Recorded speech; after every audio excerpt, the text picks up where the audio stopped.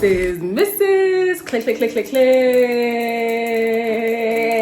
Hold on, y'all. Click. We gotta do an extra long click because I've been gone for a minute. Like, I've been gone for a hot minute, y'all.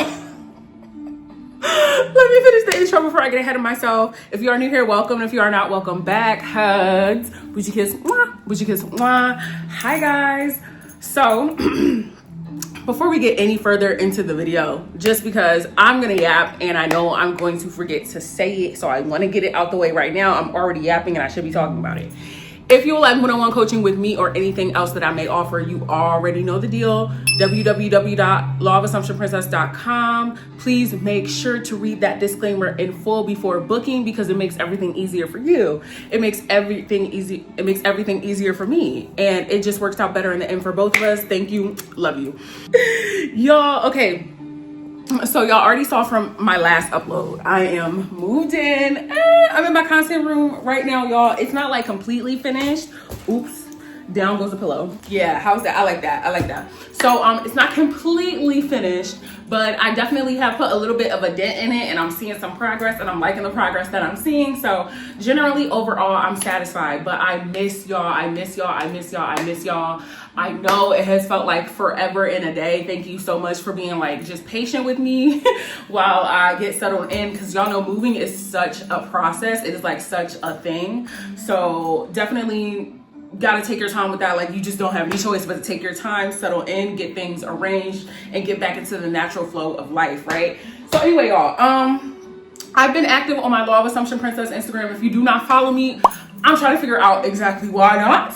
It's just Law of Assumption Princess on Instagram, and I'm pretty interactive on there. Y'all know that I will ask y'all a lot of questions, ask you for like a little bit of insight on what it is that you guys actually need more enlightenment and insight on. So I ask y'all a lot of questions just to get y'all's feedback. I want to know where y'all heads are at. Like, what do you want to see from me? What kind of content do you want to see? Because y'all already know I have made over 300 videos on Law of Assumption within the last 3 years. Yeah, 3 years or so. And so maybe even longer than that. I've been making Law of Assumption content since like 2021. So it's been a minute. But recently I asked y'all on my Instagram, like, what do you want me to talk about? What do you want to see me go more in depth about? So I have a few questions here. I'm probably just gonna like clip the questions and put the little screenshots in, but I'm just gonna pick them at random. So if I don't get to yours, don't worry. I definitely will be doing more of these videos. It's kind of like a Q&A, but like manifestation based. So honestly, let's get into it. So the first question comes from Hannah Nicole. What do you think about the method Just Decide? Now, I like this question because y'all already know that this is something that I speak on a lot. This is something that I speak on a lot because I remind y'all that just deciding is enough. I know that this is something that might not ring true for a lot of people, and it's okay. It's okay if it doesn't. It's okay if it doesn't. Everybody's at a different point in their journey. Everybody's at a different point in their own understanding of like their self-mastery, their self-concept, and their own capability. So if you don't identify with just deciding, if that doesn't feel like enough for you, don't get discouraged and don't let anyone like make you feel crazy. You know what I mean? For just like not identifying with that. However, comma, what I do want to let y'all know is that just deciding is absolutely enough. So when it comes to what I think about the method, just deciding is something that I have applied and experienced, and I will say that it definitely works for me. And the reason that it works for me and the reason that I identify with it is because I have done a lot of undoing of the narrative that there takes more in order for something to manifest or for something to come to fruition. A lot of people who are just now dipping their foot in the pool of manifesting and Law of Assumption specifically, because Law of Assumption is the thing that like really gets people to divorce all the limiting beliefs and the limiting narratives. And when you've been adhering to a limiting belief unconsciously even for X amount of time, you know, it feels weird. It feels sticky. It feels like a little too layered to kind of push through to get yourself to understand that, you know, you don't have to do anything. It doesn't take more effort than just deciding, you know what I mean? So I like it. I like it because I understand that there is nothing else to do. That's what everything boils down to. Everything boils down to acceptance, whether it's good, whether it's bad, which we already know that those are just labels as well. But just deciding is enough because at the end of the day, everything that has manifested in your reality was based off of your acceptance on it. Was based off of you consciously or unconsciously deciding that it was so. So whether it was good, whether it was bad, you ultimately at the end of the day decided that this was your truth. Yeah? Yeah. Okay. Okay, so the Avatar Stoner said or asked what to do when you get frustrated with your 3D and if it shows the opposite. Nothing. Nothing. And the reason I say nothing, like stay with me. The reason I say nothing is because it's not about action. And I know that y'all know that, but I always got to give that disclaimer and I always got to be thorough. It's not about taking action. So if your 3D is doing something that you no longer like, or you really have like, again, decided internally that you're not going to identify with, right? If something of the opposite nature shows up in your 3D reality, it's really none of your business anymore because it's remnants of a past, old, outdated, dead story, right?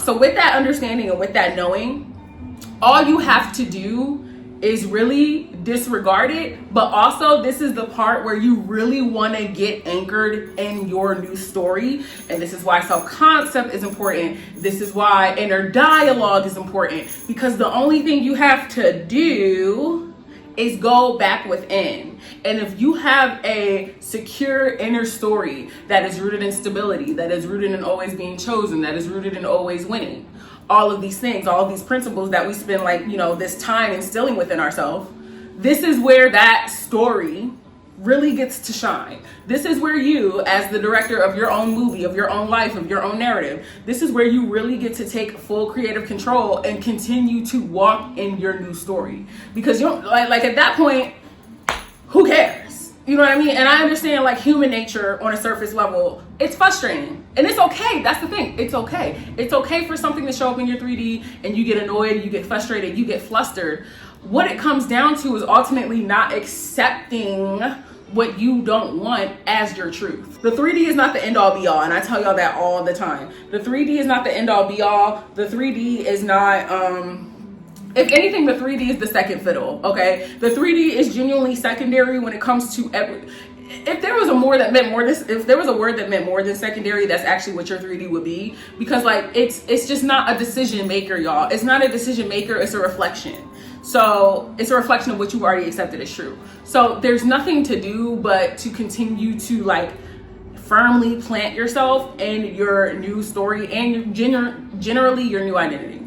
I feel like I'm talking so goddamn fast.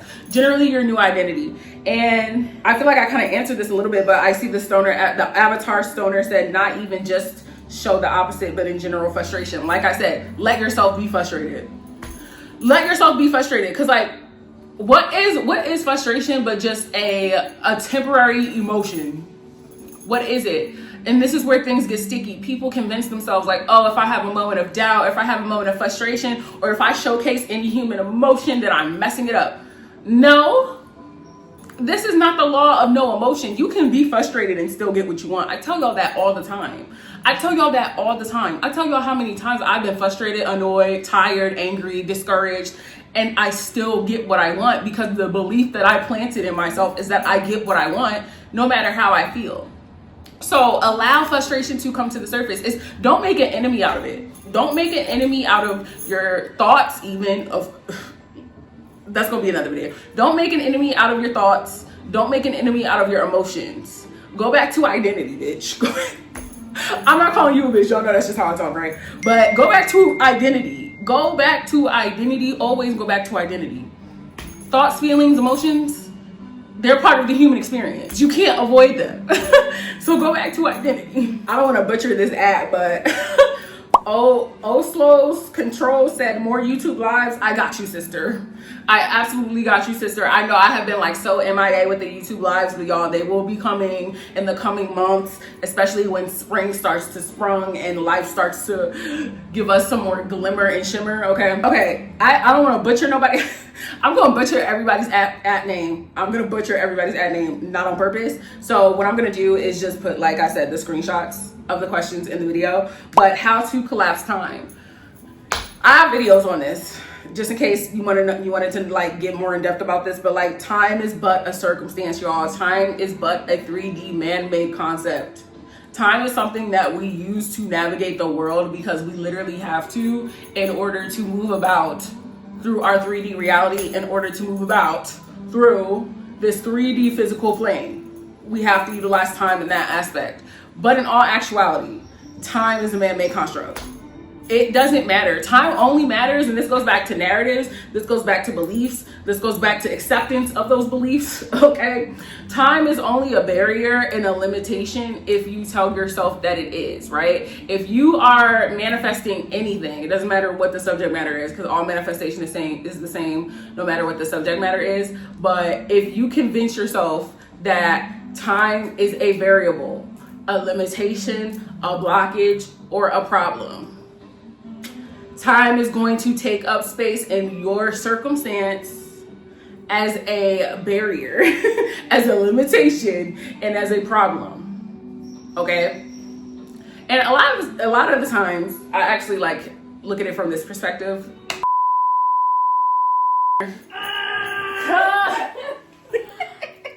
It's just a clip, just a little clip. It'll literally just be like a 30-second clip. This is Paige, guys.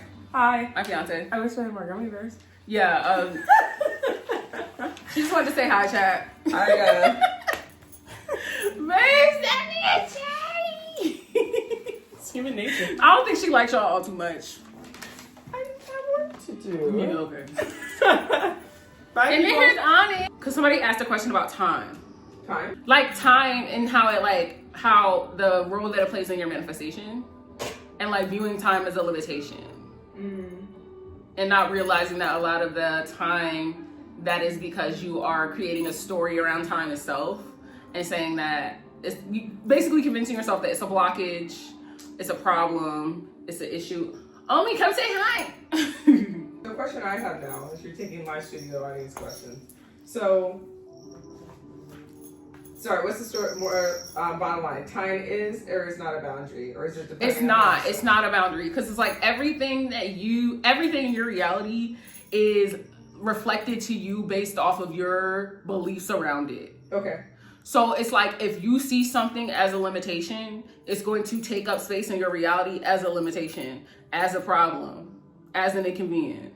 Because if I'm piecing this together, it seems that like time does set that boundary, even though it's a social construct. Because if you're setting like a whole end date towards it, doesn't that kind of push it into those constraints rather than letting everything flow as it's supposed to?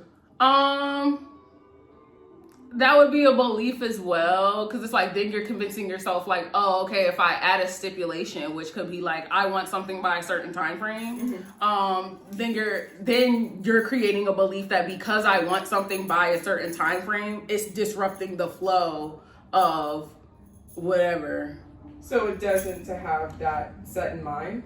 No, it doesn't. Like if you were going to manifest something on a time crunch, right? Which a lot of people have issues with that because they see time as a problem.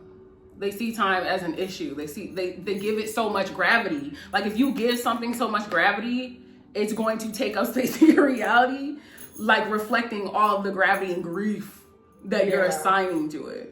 But if some of the things that you are manifesting, I'm assuming that like at some point in time they will show up. But if there is that kind of urgency and that constraint, doesn't that kind of affect of how you shape your manifestation around it? If I'm wording it properly? I'm still getting the jargon. Yeah. I guess like if you're manifesting something on it's just a popularized ass narrative. Like I always tell people like a lot of the beliefs that you carry and you put this false label of like this is my belief onto it. No, that's something you've been force-fed since day one. Right. That's something that somebody else chose for you. And then like, it's just like the belief, oh my God, I fucking hate the fucking, all good things must come to an end. Who the fuck? We don't even know who said that. So it's probably a white man who died like 200 years ago. And then it's like a bad game of telephone because somebody heard that, then accepted it before they even had proof to back it up. Then they told somebody else, then they had an experience to back up the belief. And that's how all beliefs are curated. It's like you don't have the experience first. Right. You have the belief first. And then the experiences reflect the beliefs. Because I think about too how a lot of people are like, oh, do as I say, not as I do, or just listen to me because I've experienced it. it feels more empowering just to live by your own story, like take it into account, but like you don't have to adopt that whole mindset. Yeah, and that's why I feel like this law of assumption thing has like saved me, because have I dealt with circumstances that I have not liked? Yes, but the freedom is in not identifying as a victim. I don't have to be a victim because I experienced something that I don't like. Now I have the perspective to, like, I can rework things. I can rework how I digest things and what they mean about me. You know what I'm saying? Because when you're so like in a victim complex, everybody's your enemy. No one loves you. The world's out against you. You know, like all of these like narratives that you just don't even like. You don't even like them yourself. Right. But you're so comfortable in it because it's just what your subconscious knows. So what's the whole idea of the resistance? Like, why are people so adverse to positivity? I guess we kind of Repetition is the father of all learning. Repetition is genuinely the father of all learning. So it's just like if you hear something like bum bum bum bum bum bum bum bum bum bum, there's sort of an arithmetic to that. So it's eventually, again, like your mind, it gets so addicted to what it knows, what feels safe. You know what I mean? So it's like even if something sounds better, the fear of failure or being too good to be true can kind of create, I don't want to say a blockage, but resistance. Resistance, because it's like, oh, things being easy to get, money being easy for me to have, and oh, that sounds scary. Right. That sounds terrifying. You know what I mean? And a lot of times it's really for no reason other than it's different. Right. It's something we've never allowed ourselves to believe before. So it's like, if, for example, if you're 24 years old and you found out about the law of assumption 3 months ago, your beliefs from the last 24 years, they're going to be a little more prominent than the beliefs that you're trying to conjure up that you just learned 3 months ago. You know what I'm saying? And that's why you have to like be patient with yourself and give yourself grace. And like another person was asking me like, well, you know, like, what do I do when I get frustrated? I'm like, be frustrated. Right. Be frustrated. Because why does being frustrated have to mean this is the blockage between me and what I want? If that's the case, you're going to be fighting with your emotions the rest of your life anytime you want to manifest something. And it's not the law of no emotion. If it was the law of no emotion, nobody would have ever manifested anything in all their days. Like, because every human being has a range of emotions. So if it comes down, and that's kind of like what the thing about law of attraction and why people are moving away from it, because it's like you got to be in the vibration, right. You got to, and it's putting too many stipulations on you being a human being who's right. just in control of their own perspective. So like through this, it's like you can like laugh, you can cry, you can get angry, you can get frustrated, but you don't have to attach a belief to that means I can't get what I want, or this, like my manifestation is going to grow a pair of legs and walk away from me because I cried. Because then that's when you're verging into toxic positivity. Right. I'm trying to piece it together too, in the sense of I'm thinking of a lot of people use the words of like, oh, you got to rewire your brain, like your synapses are just going to follow that same path that's like dug and rooted. It is a lot of, I will say, like your neural pathways are definitely being fucked with in a beneficial way, if I have to say so. But like you definitely are like creating new neural pathways in your mind with this. So another way I look at the pathways is like, you know how water takes least resistance, the path of least resistance, like is it that because there are already preconceived ideas implanted into us, why that seems like the path of least resistance? Yeah, absolutely. The negativity that absolutely. I think the negativity is actually more of an after effect. Okay. Because even like negative, positive, everything's inherently neutral. Right. Like in all actuality, if you break it down to like surface level, circumstances are neither good or bad. We're the ones that assign meaning to things. Right. So things just exist, and we're the ones that give them labels. We're the ones that have to say good, bad. Like even if I was to like win $100,000 tomorrow, that's just a circumstance, but I'm the one that's saying good, great, amazing circumstance. Like I have the freedom to like put the adjectives onto that, but it's just a thing that exists in the grand scheme of our universe. It's just a thing that happened.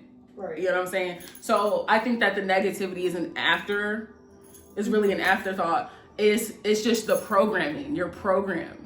I'll leave you with one more question, so I'll let you get back into it. But what thought that I have is, while you're venturing this journey, whether you're 3 months in, 4 years, whatever the case may be, how do you like salvage that perseverance in your knowing if like you have external factors kind of poking in? I was actually just talking about this. a little bit too. Cause like, again, like the external girl care. They love this broom. The external factors, so like, let's say I just learned about law of assumption like 3 months ago, and I still have like things in my reality that are like reflecting old beliefs. I don't have to cling to them like they're my property. Because again, that's what people do. They gather all their circumstances up and claim them as their own property. And they do what I like to call giving them a hot shower, giving them a warm bed to lay in, giving them a hot home cooked meal. And that just means you're festering in it. You're claiming this is my problem, this is my issue, my. And it's like you're labeling it, like you're being a bag lady. You're being a bag, you know what I'm saying? And to be honest, I think that a little bit of that is, unfortunately, people do get a little dopamine kick out of complaining. Absolutely. About things that they don't like. But that's why I started complaining in my favor. Because I like complaining. But sometimes it itches that scratch. Right. But I like complaining in my favor. I like, okay, like before you, obviously, I'd be like, oh my God, like I got like so many bitches on my phone and I just like can't, like, you know what I mean? And then like that would be my circumstance. Like complaining about, or like, I just have so much money, I just don't even know where to spend it all. Like I just have such an income, like a plentiful income coming in. Like it's like, fuck, like I don't even know. I will always say on the phone with my friend that like my biggest problem of the day was figuring out what outfit would match best with my nails. I like that a lot. Like, you know, shit like that. Because that is something that we're like a little pre-programmed to do. I've talked about that on here too. Like I've told them, complain in your favor. Right. So now I'm kind of sitting here, and I have another question before I let you go again. So I think about those who kind of bully with gratitude. Like, oh, well, I guess I see it a lot more now where people are like, oh, I have things to complain about. I have a car to be in traffic in, and like they're trying to shift that perspective. Does that correlate anything with LOA? Oh, hell yeah. I love gratitude. But it almost seems like a bullying gratitude. Like, oh, you should be grateful you have a problem. I feel like it's how it's delivered rather than how it's perceived. I know what you're saying. I like, we all heard the like, be grateful you got clothes on your back, roof over your head, and things like that to like cover up other stuff. But sometimes those kind of things. I utilize gratitude in a lot of different ways. So sometimes when I'm presented with a circumstance, it's like, I was given this example in a recent video too. So like if I was like manifesting a lump sum of $10,000 and a bill came in the mail, I would choose to be grateful for the bill coming in the mail because I would choose to see it as a reflection that the money is already here. Okay. So it's like, I'm so grateful for this bill because I know I'm going to be able to pay it off. That's nice. That type of thing. I can't, like, another circumstance isn't at the top of my head, but like that type of shit. You know what I mean? Like, it's different way. Everybody has a different way of like utilizing different things. I think it all comes down, for me, I drill to them identity. I drill to them like identity, because identity is literally like, there's a saying in this community of like, you're being shown who you are based off of your circumstances. And a lot of people will get that mixed up because they're like, oh, well, like my circumstances reflective of like something I don't like. But if you're in a like really stable identity, your perspective of the circumstance changes. And that's really the jackpot. Okay. You know what I'm saying? So it's like, I always use the example of like when Beyonce got cheated on by Jay-Z, right? People didn't look at her like she was a victim. They looked at him like he was the dumbass. Right. It doesn't change the fact that that happened to her. It doesn't change the fact that that was like a really unpleasant circumstance and situation. That the circumstance still, to most people, is hurtful. It sucks. It's embarrassing. It happened in front of the whole world. But because of her high self-concept and her, you know, how she's worked her way up to the top, and I'm pretty sure is like very self-secure in her talent and her capabilities, everybody looked at him, even though he has like what most people would consider to be the same accolades, right? They looked at him like he was dumb. So they weren't looking at her as a victim. They weren't looking at her as like, oh, poor you. Right. They were looking at her like, you're the prize, he fucked up. Right. Because of her identity and how she chooses to show up. I like that. I like that a lot. Yeah. All right, I'm gonna hit this deadline, but thanks for this. Okay. That's cool. All right, let's thanks to hear more. Do I get the keys? No worries. I was like, ah! Boss. Damn! She doesn't want this. Lie again. Thank you.